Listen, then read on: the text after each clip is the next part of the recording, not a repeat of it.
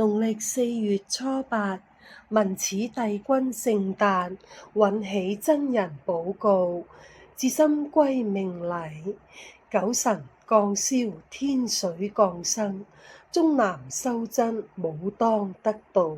周朝大夫函谷關令，洞察天文草流參聖。仰觀乾象，紫氣西邁，是時老君壽延5000。攀泉懸眉被指，道參太極位列先天。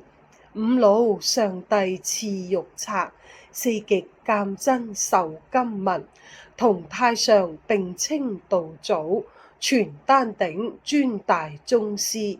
至真至靈至聖至尊，樓觀教主九天仙伯允祖真人。